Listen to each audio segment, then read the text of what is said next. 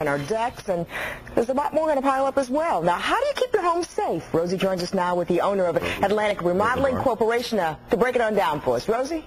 Thanks, Kelly. Bert LaBar is here from Atlantic Remodeling, and, you know, you're one of those guys that's going to be, everybody always thinks of the guys pushing the snow that are pretty busy, but you're pretty busy right now this time of year, too, because there's a lot of issues with the snow on the roof, pretty much.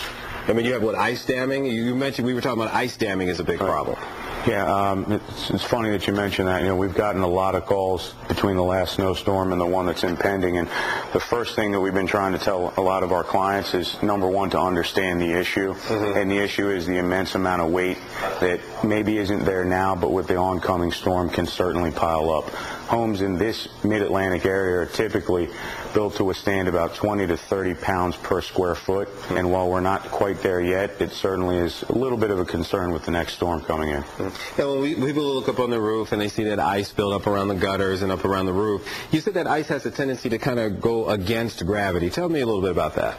Well, yeah, it's called ice damming, and what will happen, it's not a big concern right now, but we're advising all of our customers the first chance that they get to get their gutters cleaned or cleared out, because otherwise, as the snow comes down and the ice winds up blocking the gutters, as the snow melts off of the roof, say next week, there's nowhere for the water to go, and the water actually defies gravity and goes up underneath the shingles and into the home, kind of backwards.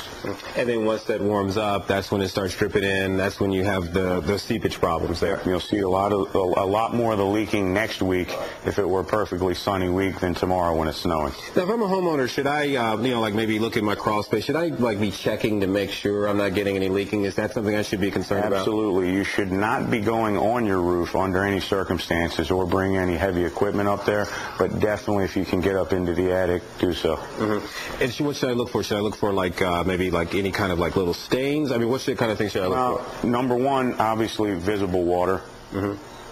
More importantly, any major buckling or bowing of the roof boards on the roof. Now, flat roofs are always a concern. If I have a flat roof, is that something that I should, maybe pay a little particular attention to? Flat roofs are going to, simply just because there's no angle, they're going to hold more snow, thus making them more susceptible to collapse in a worst-case scenario. All right. Bert, thank you so much for joining us, and let's toss it right over to our weather experts, Justin and Wyatt. Now.